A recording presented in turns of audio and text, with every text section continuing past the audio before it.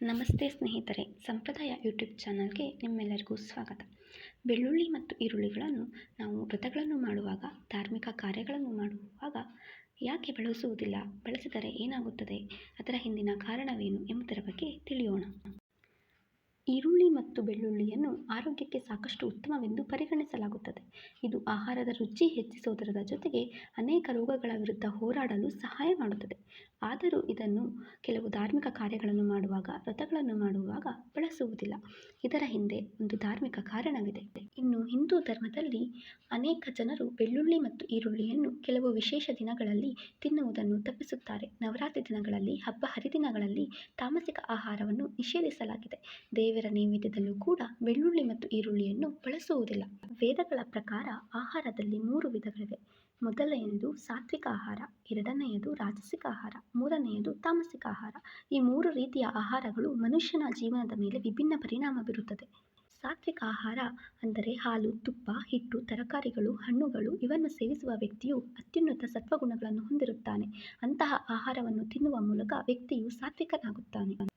ರಾಜಸಿಕ ಆಹಾರ ಎಂದರೆ ಬಿಸಿಯಾದ, ಹುಳಿಯಾದ, ಖಾರವಾದ ಆಹಾರಗಳು ರಾಜಸಿಕ ಆಹಾರಕ್ಕೆ ಸೇರುತ್ತವೆ. ಇಂತಹ ಆಹಾರಗಳನ್ನು ಹೆಚ್ಚಾಗಿ ಸೇವಿಸುವುದರಿಂದ ಮನಸ್ಸು ಚಂಚಲಗೊಳ್ಳುತ್ತದೆ ಮತ್ತು ಹೆಚ್ಚಾಗಿ ಸಿಟ್ಟು, ಕೋಪಗಳಿಗೆ ತುತ್ತಾಗುತ್ತಾರೆ. ಪ್ರಾಚೀನ ಕಾಲದಲ್ಲಿ ಈರುಳ್ಳಿಯನ್ನು ನಿರ್ಬಂಧಿಸಲು ಇದು ಒಂದು ಕಾರಣವಾಗಿದೆ. ಇನ್ನು ತಾಮಸಿಕ ಆಹಾರ. ವೇದಶಾಸ್ತ್ರಗಳ ಪ್ರಕಾರ ಬೆಳ್ಳುಳ್ಳಿ ಮತ್ತು ಈರುಳ್ಳಿಗಳು ತಾಮಸಿಕ ಆಹಾರದ ವರ್ಗಕ್ಕೆ ಸೇರಿವೆ. 2 ವಸ್ತುಗಳನ್ನು ಸೇವಿಸುವುದರಿಂದ ವ್ಯಕ್ತಿಯೊಳಗಿನ ರಕ್ತದ ಹರಿವು ಹೆಚ್ಚಾಗುತ್ತದೆ ಅಥವಾ ಕಡಿಮೆಯಾಗುತ್ತದೆ ಎಂದು ನಂಬಲಾಗಿದೆ. ಇದರಿಂದ ವ್ಯಕ್ತಿಯು ಹೆಚ್ಚು ಕೋಪ, ಅಹಂಕಾರ, ಕ್ರೋಧಕ್ಕೆ ಒಳಗಾಗುತ್ತಾನೆ. ಈರುಳ್ಳಿ ಮತ್ತು ಬೆಳ್ಳುಳ್ಳಿಯನ್ನು ಸಂಪ್ರದಾಯಸ್ಥರು ಯಾಕೆ ತಿನ್ನುವುದಿಲ್ಲ ಎಂಬುದಕ್ಕೆ ಒಂದು ಪೌರಾಣಿಕ ಕಥೆಯೂ ಕೂಡ ಇದೆ. ಸಮುದ್ರ ಮಂಥನದ ನಂತರ ಮೋಹಿನಿಯ ವೇಷವನ್ನು ಧರಿಸಿದ ಮಹಾವಿಷ್ಣುವು ದೇವತೆಗಳಿಗೆ ಅಮೃತವನ್ನು ಹಂಚುತ್ತಿರುತ್ತಾರೆ. ಅದನ್ನರಿತ ರಾಹು ಹಾಗೂ ಕೇತುವೆಂಬ ರಾಕ್ಷಸರು ದೇವತೆಗಳ ವೇಷವನ್ನು ಧರಿಸಿ ಮಹಾವಿಷ್ಣುವಿನ ಮೂಲಕ ಅಮೃತವನ್ನು ಪಡೆಯುತ್ತಾರೆ. ಇದನ್ನರಿತ ಸೂರ್ಯ ಹಾಗೂ ಚಂದ್ರರು ಅವರಿಬ್ಬರು ದೇವತೆಗಳಲ್ಲ ಎಂಬ ಮಾಹಿತಿಯನ್ನು ಮಹಾವಿಷ್ಣುವಿಗೆ ತಿಳಿಸಿರುತ್ತಾರೆ. ಆದರೆ ಆಗಾಗಲೇ ರಾಹು ಮತ್ತು ಕೇತು ಇಬ್ಬರು ಅಮೃತವನ್ನು ಸೇವಿಸಿರುತ್ತಾರೆ. ಆದರೆ ಅದಿನ್ನೂ ಗಂಟಲಲ್ಲೇ ಇರುತ್ತದೆ, ದೇಹಕ್ಕೆ ಇನ್ನೂ ಪ್ರವೇಶಿಸಿರುವುದಿಲ್ಲ. ಇದನ್ನು ಅರಿತ ಮಹಾವಿಷ್ಣುವು ಅವರ ಶಿರವನ್ನು ಕತ್ತರಿಸುತ್ತಾನೆ. ಮಹಾವಿಷ್ಣುವು ಶಿರವನ್ನು ಕತ್ತರಿಸುವಾಗ ಅವರ ಬಾಯಲ್ಲಿದ್ದ ಅಮೃತ ಬಿಂದುಗಳು ನೆಲವನ್ನು ಸೇರಿ ಆಗಲೇ ಹುಟ್ಟಿತು ಈರುಳ್ಳಿ ಹಾಗೂ ಬೆಳ್ಳುಳ್ಳಿ. ಇದರಿಂದ ಈರುಳ್ಳಿ ಹಾಗೂ ಬೆಳ್ಳುಳ್ಳಿಗೆ ಅನೇಕ ರೋಗಗಳನ್ನು ಗುಣಪಡಿಸುವ ಶಕ್ತಿ ಇದೆ. ಅಮೃತಕ್ಕೆ ಸರಿಸಮವಾದ ಔಷಧೀಯ ಗುಣಗಳಿವೆ. ಹಾಗೆಯೇ ರಾಕ್ಷಸರ ಬಾಯಿಯ ಎಂಜಲು ಸೇರಿದ್ದರಿಂದ ದುರ್ಗಂಧ, ಅಪವಿತ್ರವೆಂಬ ಕುಖ್ಯಾತಿಯು ಸೇರಿಕೊಂಡಿದೆ. ಹಾಗಾಗಿ ದೈವ ಕಾರ್ಯಗಳಲ್ಲಿ ಈರುಳ್ಳಿ ಹಾಗೂ ಬೆಳ್ಳುಳ್ಳಿಯನ್ನು ನಿಷೇಧಿಸಲಾಗಿದೆ. ಈರುಳ್ಳಿ ಹಾಗೂ ಬೆಳ್ಳುಳ್ಳಿಯನ್ನು ಅತಿಯಾಗಿ ಸೇವಿಸುವುದರಿಂದ ಶರೀರ ರಾಕ್ಷಸರಂತೆ ಗಟ್ಟಿಮುಟ್ಟಾದರೂ ಆಚಾರ ವಿಚಾರಗಳಲ್ಲೂ ಸಹ ರಾಕ್ಷಸರಂತಾಗುವ ಕಥೆಯಿದೆ.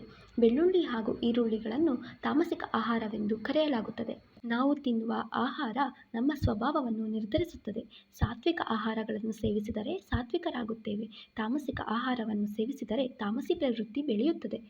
ಆದ್ದರಿಂದಲೇ ವೇದ ಕಾಲದಲ್ಲಿ ತಾವು ತಿನ್ನುವ ಆಹಾರದಲ್ಲಿ ಈರುಳ್ಳಿ ಮತ್ತು ಬೆಳ್ಳುಳ್ಳಿಯನ್ನು ಬಳಸುತ್ತಿರಲಿಲ್ಲ. ಈ ಕಾರಣದಿಂದಲೇ ಸಾಂಪ್ರದಾಯಿಕ ಕುಟುಂಬಗಳಲ್ಲಿ ಈಗಲೂ ಸಹ ಈ 2 ತರಕಾರಿಗಳನ್ನು ಬಳಸುವುದಿಲ್ಲ. ಅಷ್ಟೇ ಅಲ್ಲದೆ ಈ ಪದಾರ್ಥಗಳು ಲೈಂಗಿಕವಾಗಿ ಪ್ರಚೋದನೆ ಕೊಡುತ್ತವೆ ಎಂಬ ಕಾರಣದಿಂದ ಜಪ, ಪೂಜೆ, ನೇಮ ನಿಷ್ಠೆಗೆ ತೊಡಕಾಗಬಾರದೆಂದು ಇವನ್ನು ಸೇವಿಸುವುದಿಲ್ಲ. ಸ್ನೇಹಿತರೆ, ಇದರಿಂದ ನಾವು ಅರ್ಥ ಮಾಡಿಕೊಳ್ಳುವುದೇನೆಂದರೆ, ನಮ್ಮ ಪೂರ್ವಜರು ಮಾಡಿರುವ ಸಂಪ್ರದಾಯಗಳು ಬರೀ ಕಾಟಾಚಾರದ ಸಂಪ್ರದಾಯಗಳಲ್ಲ. ಆ ಸಂಪ್ರದಾಯದ ಹಿಂದೆ ಒಂದು ಅರ್ಥವಿದೆ, ಒಂದು ಜ್ಞಾನವಿದೆ, ಒಂದು ವಿಜ್ಞಾನವಿದೆ, ಒಂದು ಆರೋಗ್ಯವಿದೆ. ನಮ್ಮ ಸಂಪ್ರದಾಯ ನಮ್ಮ ಹೆಮ್ಮೆ. ಧನ್ಯವಾದಗಳು. ಮುಂದಿನ ವಿಡಿಯೋಗಾಗಿ ಕಾಯುತ್ತಿರಿ. ಇನ್ನೂ ಹೆಚ್ಚಿನ ಇಂತಹ ಆಧ್ಯಾತ್ಮಿಕ ವಿಚಾರಯುತವಾದ ವಿಡಿಯೋಗಳನ್ನು ನಿಮಗಾಗಿ ನಾವು ನೀಡುತ್ತಿದ್ದೇವೆ. ನಿಮಗೆ ಈ ವಿಡಿಯೋ ಇಷ್ಟವಾದರೆ ನಮ್ಮ ಚಾನಲನ್ನು ಸಬ್ಸ್ಕ್ರೈಬ್ ಮಾಡಿ, ಲೈಕ್ ಮಾಡಿ, ಶೇರ್ ಮಾಡಿ. ಧನ್ಯವಾದಗಳು.